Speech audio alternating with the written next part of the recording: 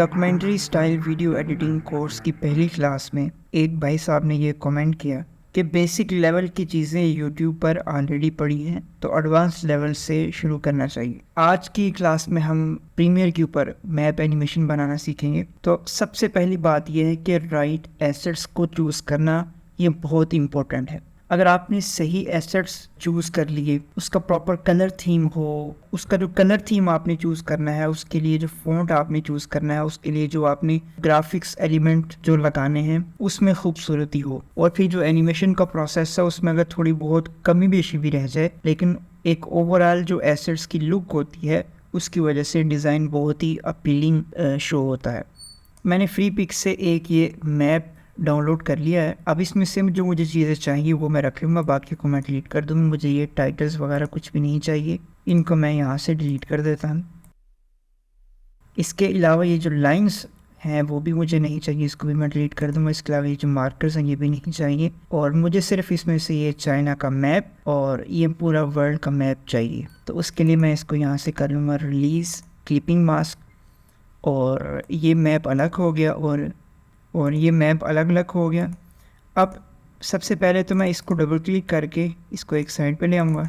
ठीक है, इसको पहले मैं सेव कर लूँगा। मैंने फाइल्स ऑलरेडी सेव की हुई हैं। जैसे ये मेन मैप है ये अलग से इसको मैंने सेव किया है। इसके बाद इसके ऊपर जो ग्रेडियंट टाइप की एक सॉफ्ट लुक थी वो अलग से मैंने एक्सपोर्ट कर ली। इसके अलावा चाइना का जो मैप था वो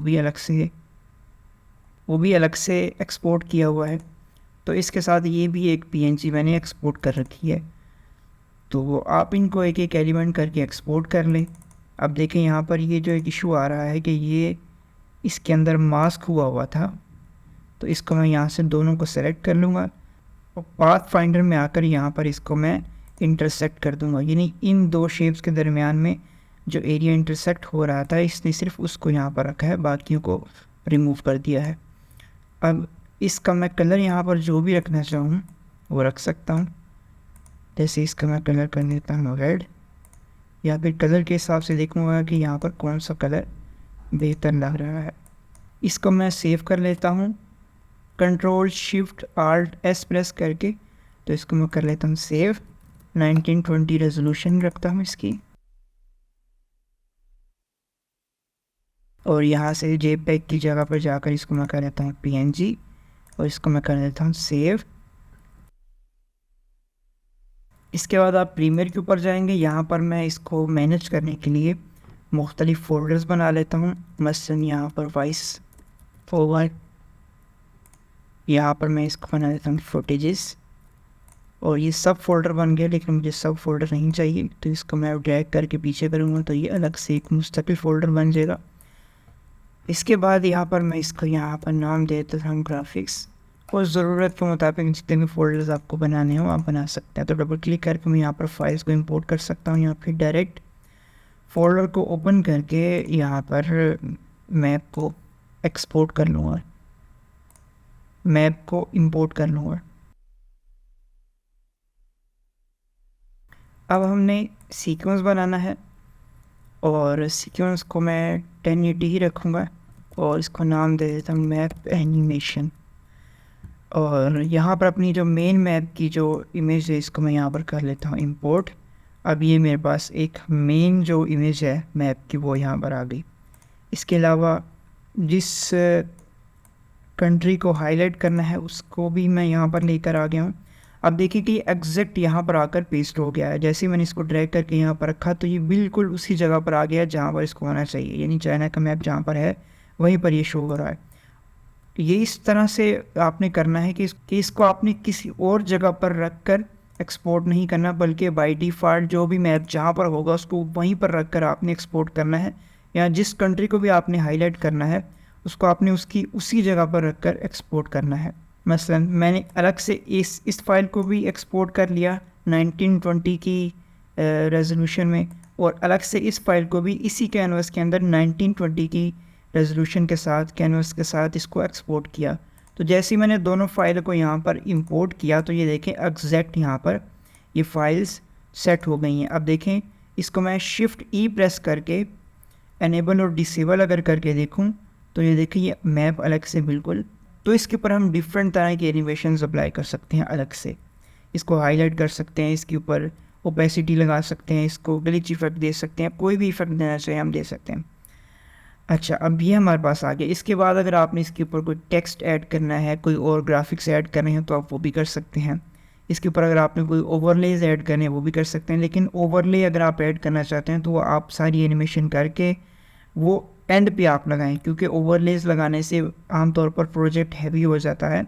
तो उस वजह से जो कलर करेक्शन है, ओवरलेज लगाना है, साउंड इफेक्ट्स लगाने हैं, वो बिल्कुल आप ये सारी एनिमेशन मुकम्मल करने के बाद फिर आप ओवरलेस को यूज़ करें, ताकि आपको बाकी जो फंक्शंस हैं उनको परफॉर्म करने में कोई मुश्किल पेश ना आए। तो इन दोनों को सेलेक्ट करके मैं यहाँ पर इसको बना देता हूँ नेस्ट। एक तरीका तो यह है। दूसरा तरीका यह है कि मैं इसके ऊपर एडजस्टमेंट लेयर बनाकर फिर इसके ऊपर बेसिक 3D अप्लाई करूँ इसको एनिमेशन देने के लिए। तो मैं यहाँ से इसको न्यू एडजस्टमेंट लेयर बना देता हूँ और एडजस्टमेंट लेयर को इसके ऊपर ड्रैग कर देता हूँ। इस एडजस्टमेंट लेयर का मैं कलर जो है वो चेंज कर देता हूँ, लेबल जो है वो चेंज कर देता हूँ। असल मैं यहाँ से इसको ब्लू कर देता हूँ। चाइना का जो मैप है इसको मैं कर देता हूँ येलो, ताकि मुझे थोड़ा सा डिफ्रेंशिएट हो सके कि कौन सी लेयर किस एलिमेंट की है।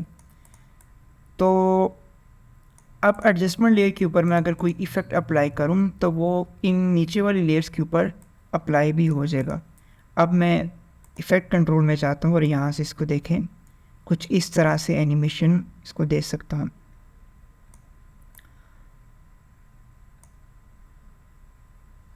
अब जिस तरह की भी एनिमेशन आप देना चाहते हैं आप दे सकते हैं।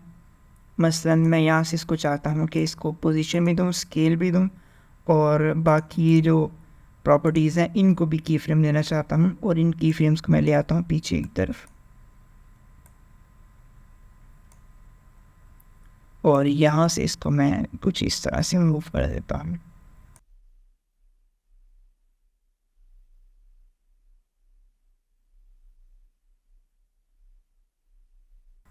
तो ये एनिमेशन मेरे पास कुछ इस तरह से बन कर आ गई। अब यहाँ पर एक मसला ये आ रहा है कि ये जो ब्लैक एरिया नज़र आ रहा है इसको हम कवर कैसे करें। तो उसके लिए मैं कलर मेड यहाँ पर क्रिएट करूँगा। तो कलर मेड जब मैं यहाँ पर क्रिएट करूँगा तो सेम कलर पिक करने के लिए मैं ये कलर पिकर को उठाऊँगा और यहाँ पर इसको कलर पिक करके एक बैकग्राउंड जो है वो ड्रॉ कर लूँगा। अब यहाँ पर एक मसला ये आ रहा है कि एडजस्टमेंट लेयर के नीचे जितनी भी लेयर्स होंगी वो सारी इस लेयर के ऊपर जो इफ़ेक्ट्स अप्लाई किए गए हैं वो सारे नीचे वाली लेयर्स के ऊपर अप्लाई होंगे। तो एक कलर मेट के ऊपर भी ये अप्लाई हो रहा है, तो इसलिए यहाँ पर इसको हम अगर स्केल अप में स्केल डाउन करते हैं तो हमें कोई ख़ास फ़र्क नज़र नहीं आ रहा। तो उसके लिए हम क्या करेंगे, इन तीनों लेयर्स को सिलेक्ट करेंगे और यहाँ से इसको कर दूँगा नेस्ट। नेस्ट को मैं कोई भी नाम दे सकता हूँ। ये जो रीनेम करना होता है फाइल्स को, फोल्डर स्ट्रक्चर बनाना होता है, ये सब कुछ मैनेज करने के लिए होता है।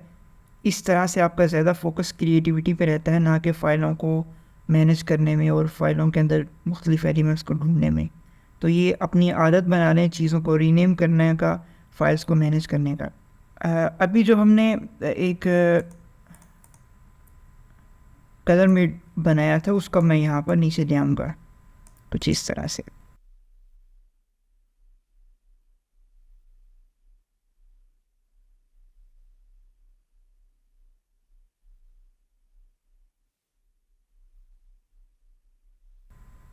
तो ये कुछ इस तरह से मेरे पास एनिमेशन बनकर आ गई।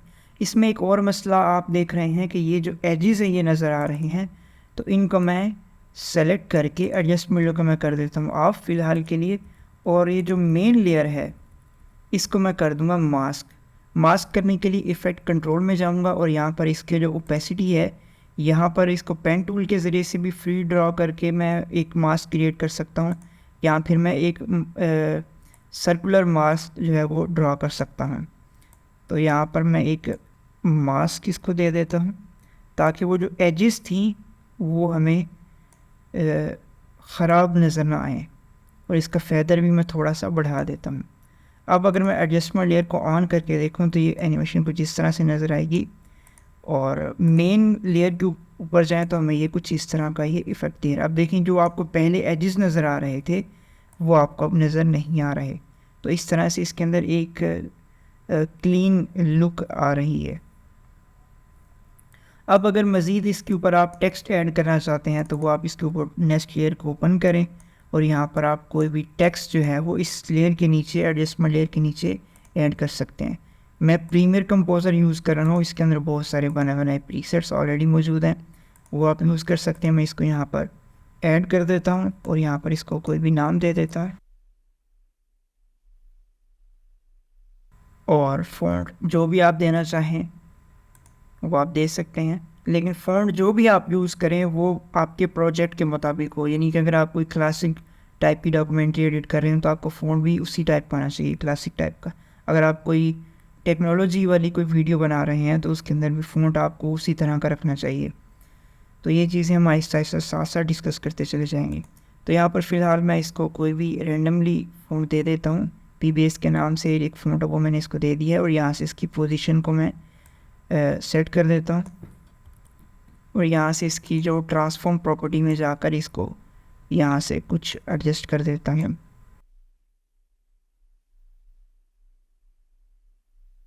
सेटिंग करने के लिए मैं एडजस्टमेंट लेयर को कर दूँगा ऑफ़, एनेबल और डिसेबल करके। और दूसरा तरीका यह है कि आप इस आई को टॉगल करके आप इस लेयर को ऑफ़ कर सकते हैं और जब आप इसको रेंडर करना हो, जब फाइनल प्रीव्यू करना हो तो आप इसको ऑफ़ कर देंगे। अगर आपने पूरी तमाम लेयर्स को ऑफ़ करना हो तो उसके लिए आप शिफ्ट प्रेस करेंगे और किसी एक आई के ऊपर क्लिक करेंगे तो ये तमाम के तमाम जो लेयर्स है वो ऑफ़ हो जाएंगी। इसी तरह से अगर आप दोबारा से ऑन करना चाहते हैं तो शिफ्ट प्रेस करें और दोबारा से इसको ऑन कर सकते हैं। इसका फ़ायदा ये है कि अगर आपके पास बहुत सारी लेयर्स हों तो आप चाहते हैं कि आप एक लेयर को ऑन रखें तो आप पहले शिफ्ट प्रेस करके तमाम लेयर्स को ऑफ़ कर देंगे और जिस लेयर को आप ऑन रखना चाहते हैं उसको आप ऑन कर सकते हैं।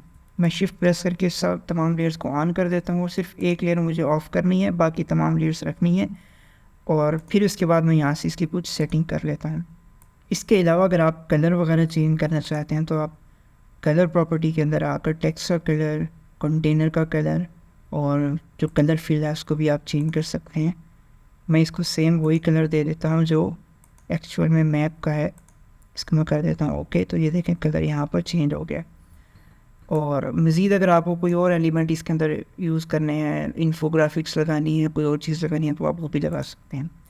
इसके अलावा इसको अगर मैं कोई एनिमेशन देना चाहता हूँ कि ये रिवील हो तो इसके ऊपर मैं ग्रेडियंट ट्रांजिशन लगा देता हूँ, ग्रेडियंट वाइप।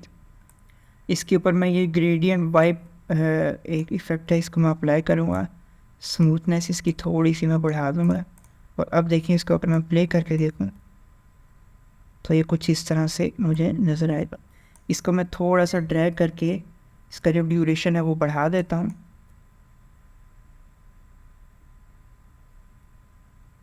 ड्यूरेशन कुछ ज़्यादा हो गया है, इसको मैं थोड़ा सा कर देता हूँ कम।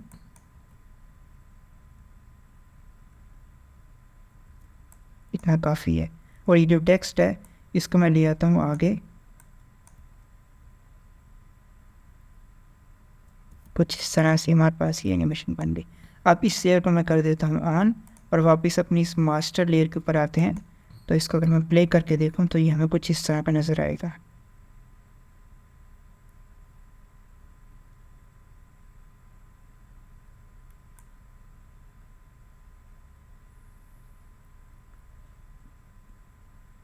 तो इसका ड्यूरेशन भी काफ़ी ज़्यादा है, तो ड्यूरेशन को कंट्रोल करने के लिए मैं डबल क्लिक करूँगा और जितना ड्यूरेशन मुझे चाहिए होगा, मसलन मैं चाहता हूँ कि तकरीबन 10 सेकंड की मुझे एनिमेशन बनानी है, तो मैं यहाँ पर जाऊँगा एडजस्टमेंट लेयर के ऊपर और एडजस्टमेंट लेयर के ऊपर जो की फ्रेम लगाए थे उनको मैं अपने सेकंड्स के हिसाब से एडजस्ट कर लूँगा, यहाँ तक ले आऊँगा। अब अगर मैं मेन एनिमेशन के ऊपर जाऊँ तो ये देखिए कुछ एनिमेशन इस तरह से बनकर हमारे पास आ जाएंगी।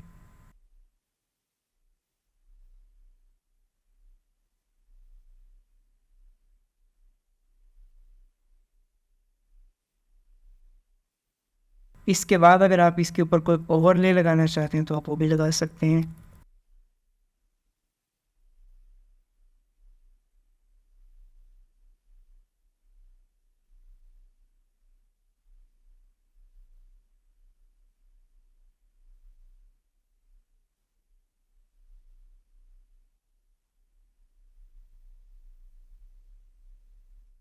तो ये 10 सेकंड की मैप एनिमेशन मेरे पास तैयार हो गई।